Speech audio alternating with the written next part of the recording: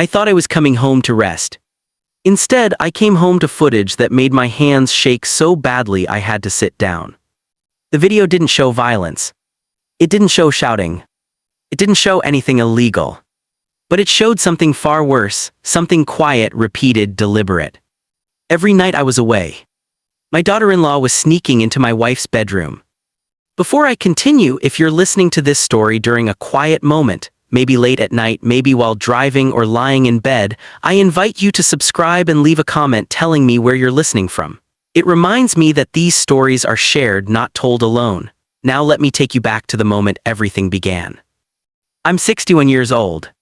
I've lived long enough to know that most disasters don't arrive with noise. They arrive calmly, politely, disguised as normal days.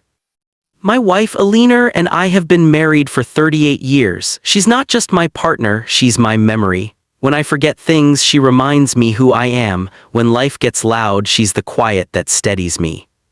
2 years ago, Alina fell ill. Not the kind of illness that puts you in a hospital bed right away, but the kind that slowly takes pieces of a person. Her legs weakened, her hands trembled. Some days she remembered everything. Some days she stared through me like I was a stranger borrowing my face. Doctors called it progressive, I called it cruel. That's when my son Marcus insisted he and his wife Leila move in. "It'll be easier," Marcus said. "You can't handle everything alone, Dad." I didn't want to agree. Pride is stubborn at my age, but Alina needed help with things I could no longer manage alone: bathing, medications, nighttime care, and Leila seemed eager. Too eager. She was attentive, smiling, always asking what Alina needed, always volunteering to help her at night so I could rest. "Go sleep," she'd say gently, "you've done enough." At first I was grateful. Then my job sent me away. 3 weeks out of state, a consulting contract I couldn't refuse, the kind that helps cover medical bills before they drown you. I hated leaving Alina, but Marcus assured me everything would be fine. "She's safe, Dad, I'm here." Before I left, I installed a small camera in the hallway. I didn't tell anyone. Not because I suspected something, but because fear had taught me caution. Alina sometimes wandered at night. I needed peace of mind. The camera only covered the hallway, not bedrooms, not bathrooms, just movement. Nothing invasive, nothing wrong. At least that's what I believed. When I returned home, Alina was asleep. Marcus hugged me, Leila smiled. "Everything went smoothly," she said. "She barely woke at night." That night, after everyone went to bed, I opened my laptop. I don't know why. Call it instinct or guilt, or the quiet voice that says check anyway. I fast-forwarded through the footage. Night 1, nothing unusual. Night 2, Leila walks down the hallway at 12:47 a.m. Night 3, again, same time, same careful steps. Night 4, 12:51 a.m.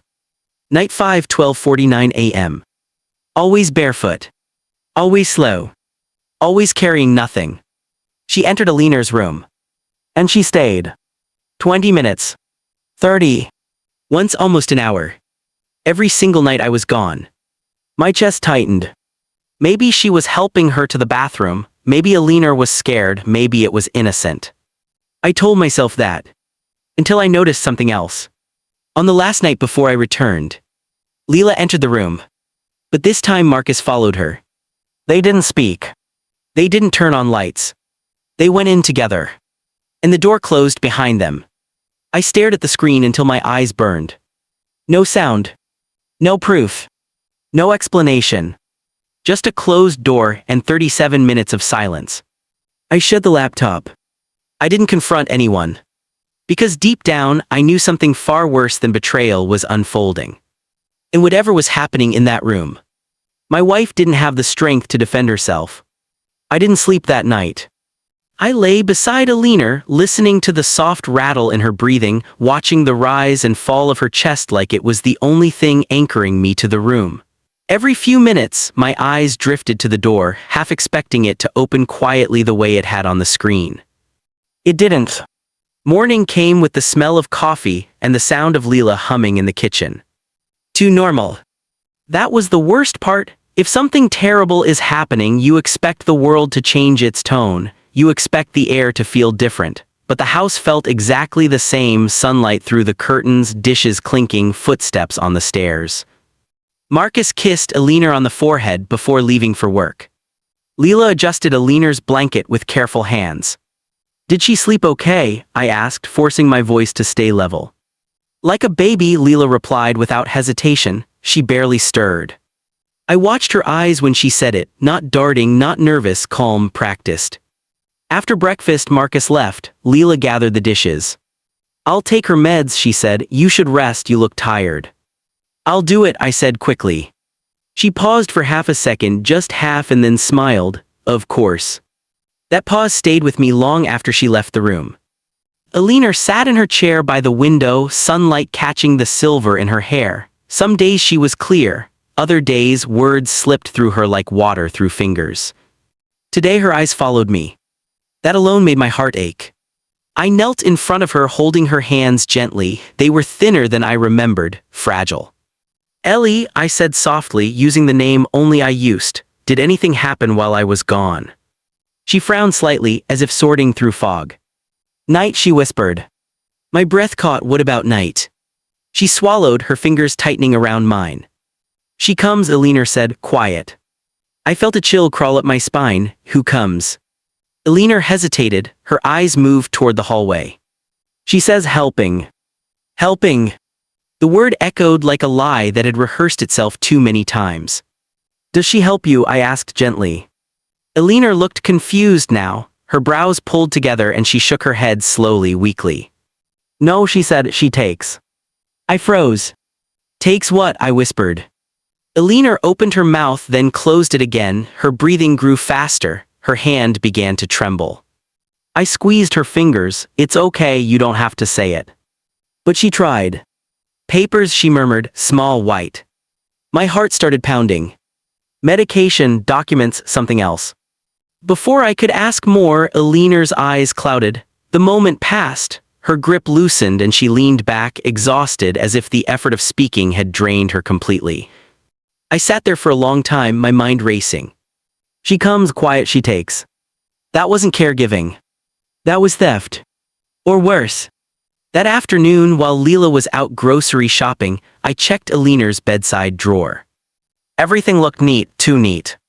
I pulled out the small wooden box Alina kept there, the one she'd carried from house to house since our first apartment. Inside were things that mattered only to us: old photos, a faded letter I wrote her before our wedding, and a small envelope with copies of legal documents. The envelope was thinner than it should have been. My throat went dry. I checked again, slower this time. The copies of Alina's updated medical directive were gone. So was the power of attorney addendum we'd signed 6 months ago. I sat back on the bed, staring at the empty space where those papers had been. Those documents weren't valuable to a stranger, but to someone inside the family. They were everything. That night I pretended to sleep. I turned off my bedside lamp, slowed my breathing, and waited. At 12:48 a.m., soft footsteps touched the hallway. The door creaked. I didn't move. Through my half-lidded eyes, I saw Leela slip inside Alina's room like a shadow that knew exactly where it was going. The door closed. Minutes passed. Then 20. Then 30. My heart hammered so loudly, I was sure it would give me away. When the door finally opened, Leela stepped out, calm and unhurried. But this time, she wasn't empty-handed. She held a small folder under her arm. And as she passed my room, she smiled. Not kindly. Not warmly. She smiled like someone who believed she had already won. I waited until her footsteps disappeared down the stairs. Only then did I sit up. My heart was pounding so hard it made my ears ring, but my mind was painfully clear. I knew one thing for certain now: this wasn't misunderstanding, and it wasn't care. Whatever Leela was doing, she was doing it deliberately, and she believed no one would stop her. I slipped out of bed and stood in the hallway listening.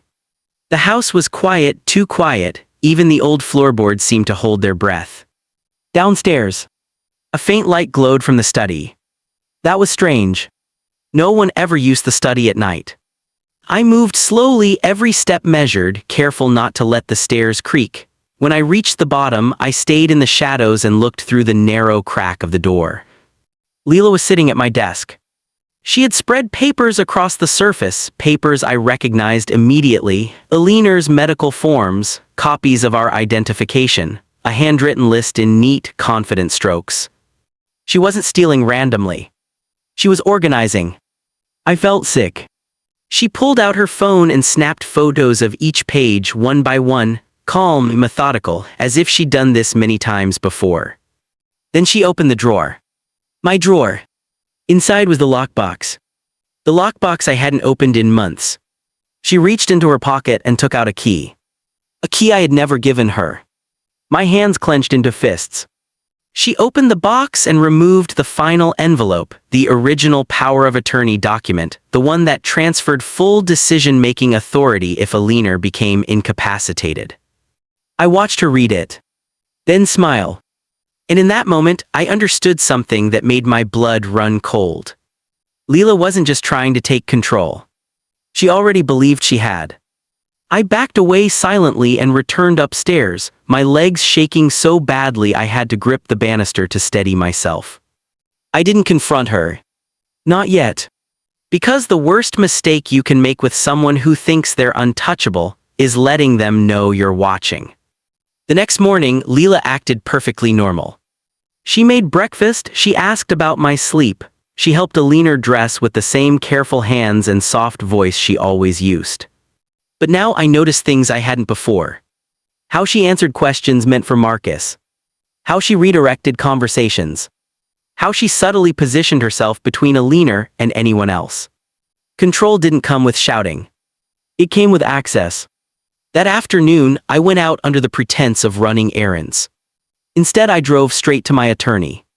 I didn't knock, I walked in and asked for help like a man who knew time was running out. I showed him the camera footage. His face hardened. That's a problem, he said, a serious one. She took documents, I said, legal ones.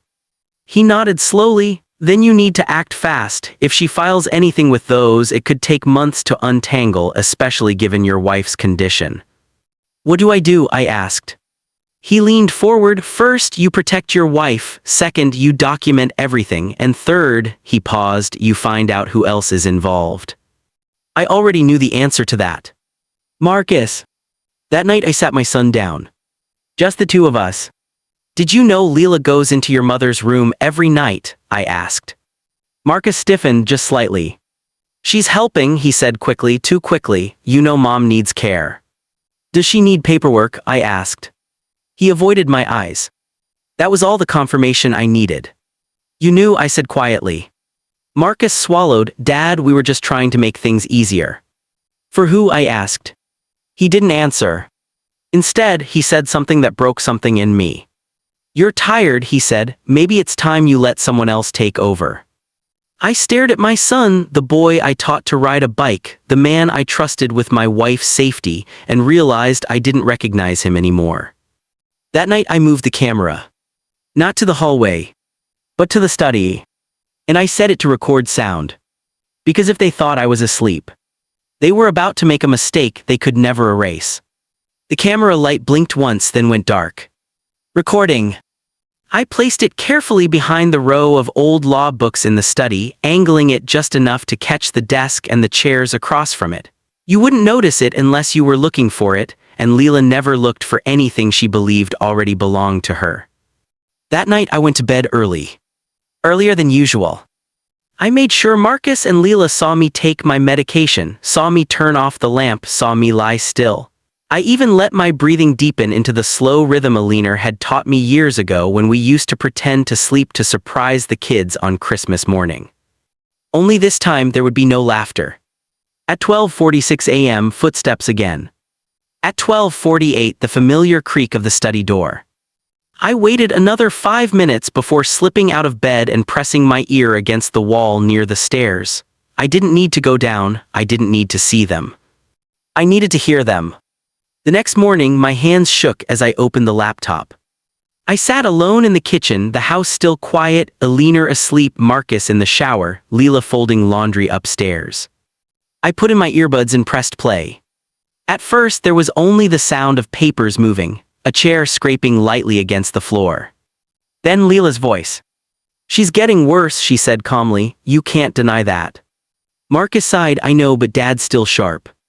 For now, Leela replied, that won't last forever. There was a pause, a long one. She doesn't even know what she's signing anymore, Marcus said finally. That part scares me. My stomach dropped. That's exactly why we have to move quickly, Leela said, before someone else steps in and complicates things. Dad won't agree, Marcus muttered.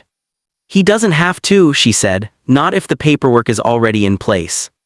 I felt cold all over. Marcus lowered his voice. What about Mom? What about her? Leela asked. She's still my mother, he said weakly.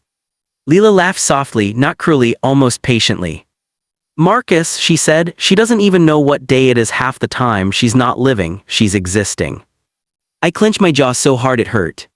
If something happened, she continued, it would be a mercy, and legally everything would already be settled. There it was. Not shouted. Not threatened. Spoken like a business decision. My chest burned as if something was tearing its way out. Marcus didn't respond right away. Then he said, You're sure this can't come back on us? Yes, Leela answered without hesitation. I've thought of everything. Everything. Except one thing. May. I closed the laptop and sat there, staring at nothing. I wanted to storm upstairs, to scream, to drag them into the light and expose them for what they were. But Alina's face rose in my mind. Confused, fragile, trusting. If I moved too fast, if I made a single wrong step, they could do irreversible damage before I could stop them. No. This needed precision. That afternoon, I called Alina's doctor and scheduled a full evaluation without telling Marcus or Leela. I also contacted Adult Protective Services carefully, cautiously, presenting facts without accusations. And then I did something that felt like betrayal, but was really protection. I moved Alina. Just for one night.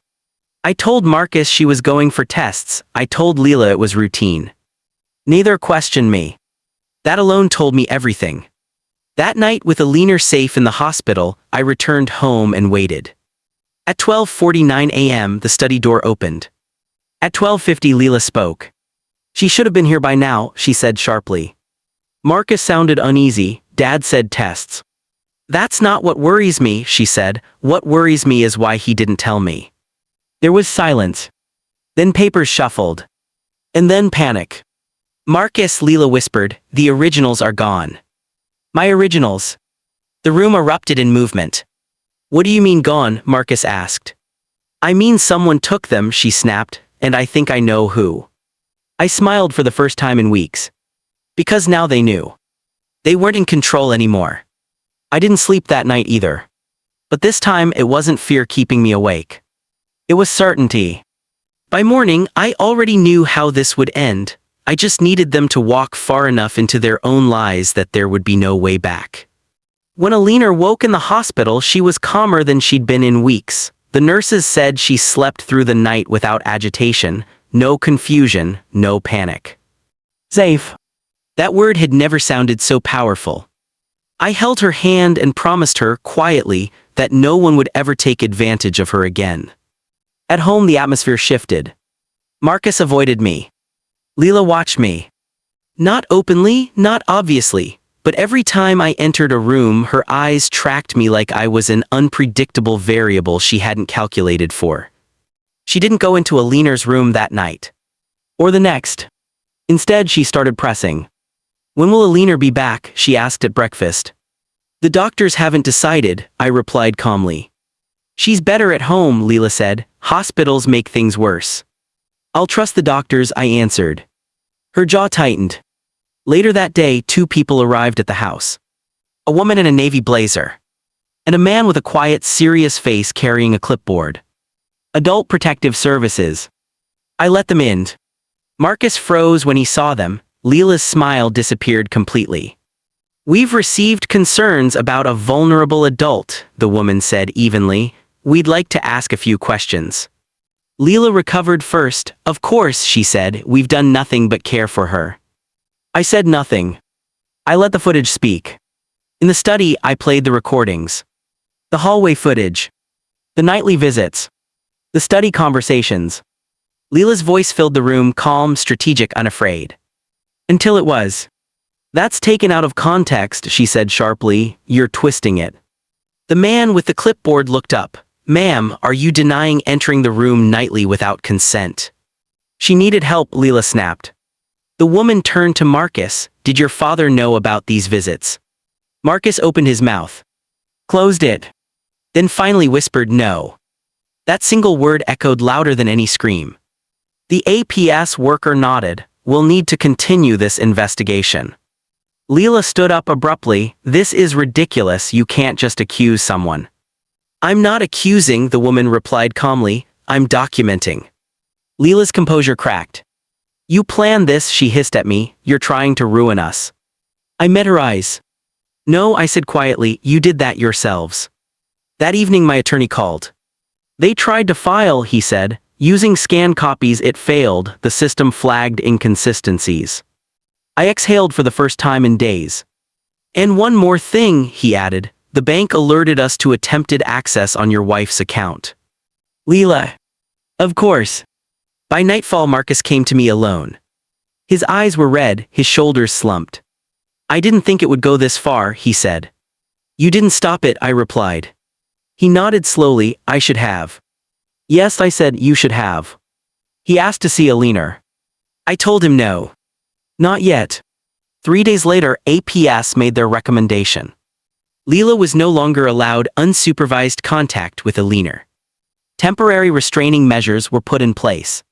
And Marcus. He moved out. The house fell silent. But it wasn't empty. It was peaceful. That night Alina came home. She looked around, confused at first. Then she saw me. And smiled. They're gone, she said softly. Yes, I whispered, they're gone. She squeezed my hand. You were watching, she said, not a question, a statement.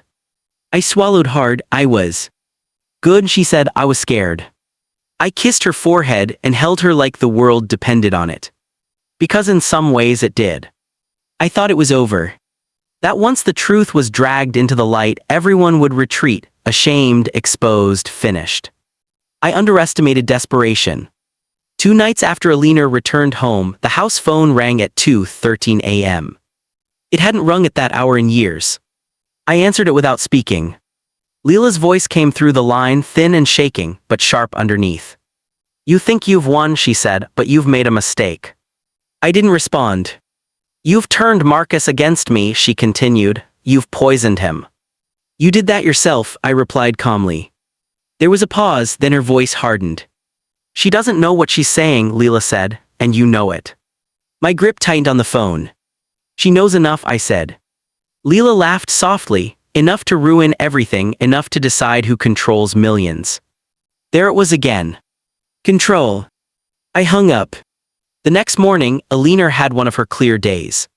Those days were rare now, fragile like glass. She sat at the table, sipping tea, her hands steady, her eyes focused. Something is coming, she said suddenly. I looked up. What do you mean? She's not done, Alina said, the woman with sharp eyes. I didn't lie to her. No, she is.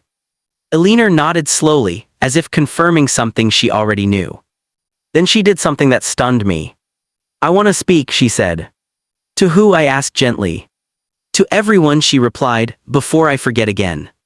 That afternoon, my attorney, the APS caseworker, and Marcus all sat in the living room. Alina sat in her chair. Straight-backed, clear-eyed. This was not the fragile woman they expected. Marcus started to cry the moment he saw her. I'm sorry, Mom, he whispered. Alina studied him for a long moment. I know, she said, that's why this hurts. She turned to the attorney. I want it written, she said clearly, now while I'm here. The room went still. She dictated every word. Who she trusted. Who she didn't. Who would make decisions if she couldn't. And then, unprompted, she said something no one expected. If anything happens to me, Alina said calmly, investigate Leela first. Marcus sobbed openly. The attorney froze mid-sentence. The APS worker's pen stopped moving. That single line changed everything. 2 hours later, Leela showed up. Uninvited. Unannounced. She stood on the porch, eyes wild, knocking hard. "You can't keep me away," she shouted. "This is my family." I stepped outside and closed the door behind me. "You're done here," I said. "She's being manipulated," Leela screamed. "She doesn't even know her own name half the time." "She knows it now," I replied, "and that's enough." Leela's mask finally shattered. "You think you're protecting her," she hissed. "You're just afraid to let go." "No," I said quietly, "I'm afraid of people like you." She lunged toward the door. And stopped. Police lights washed over the street in red and blue. A patrol car pulled up. Then another. APS had anticipated this. Leela was escorted away, screaming that we would regret it. Marcus watched from the window. And for the first time, I saw something in his face I hadn't seen in years. Shame. That night Alina slept peacefully. I sat beside her holding her hand. "You were brave today," I said. She smiled faintly. I remembered who I was. I leaned down and whispered, "You saved yourself." She squeezed my fingers. "And you watched," she said again. "Yes," I answered, "I watched." The truth came out the way most truths do. Not all at once.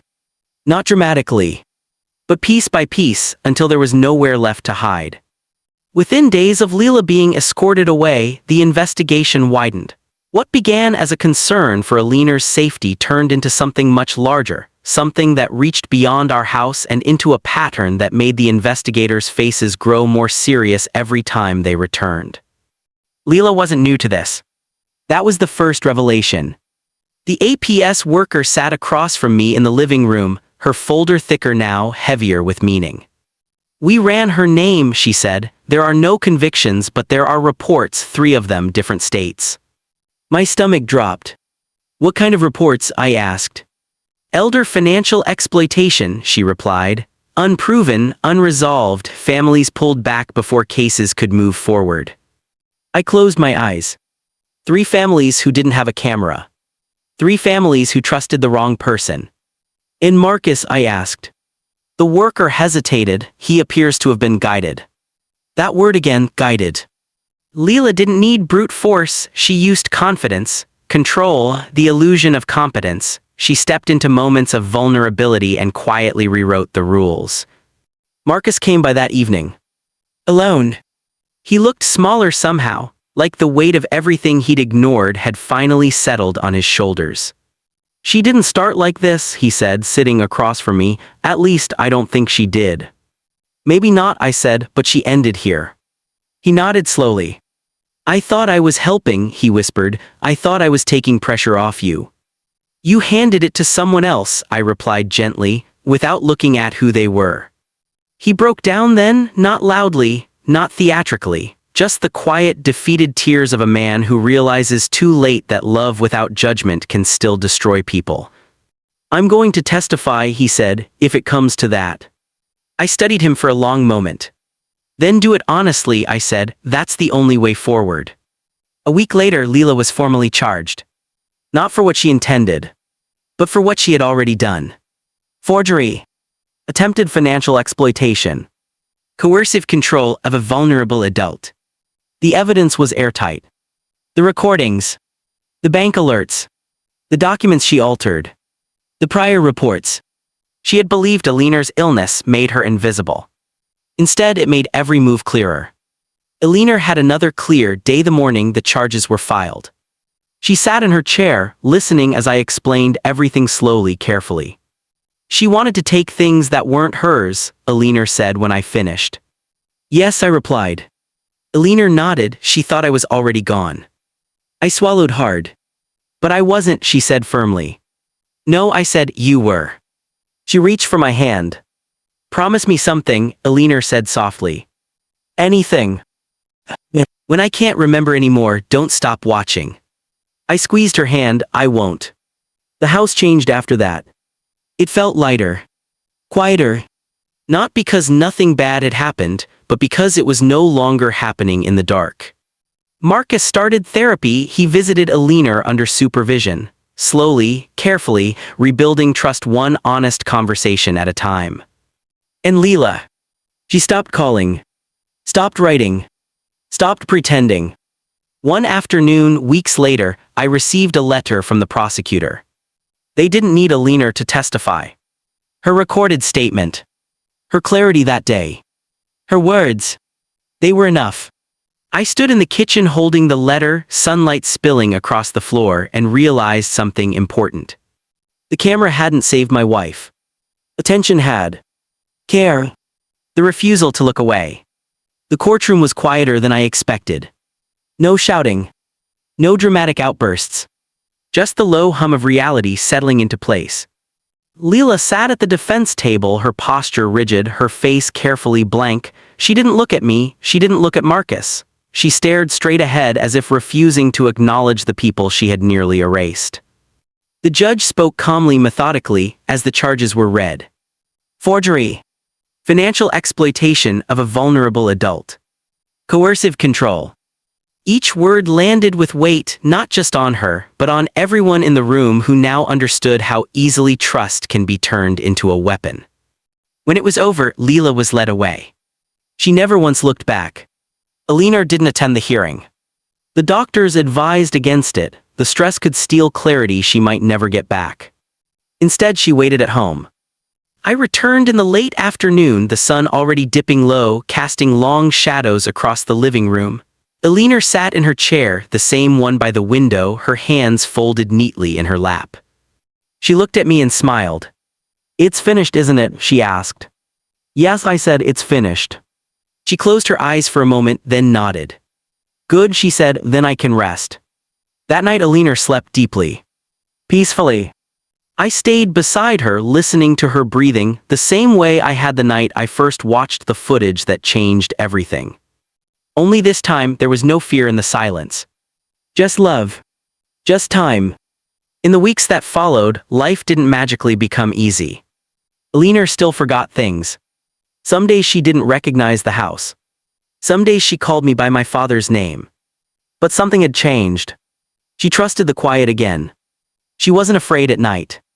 And that mattered more than anything else. Marcus came by every Sunday. He didn't make excuses anymore. He didn't rush forgiveness. He earned it. Slowly. One evening, as I was shutting down the camera system, Elinor watched me from her chair. "You don't need that anymore," she said gently. I smiled, maybe not. But I left it on. Not because I was afraid. But because watching doesn't mean you distrust the people you love. It means you value them enough to protect them, even when they can't protect themselves. Hear what I learned. Evil doesn't always knock down the door. Sometimes it slips in barefoot, carrying paperwork and a smile. And love. Love stays awake. Love pays attention. Love watches.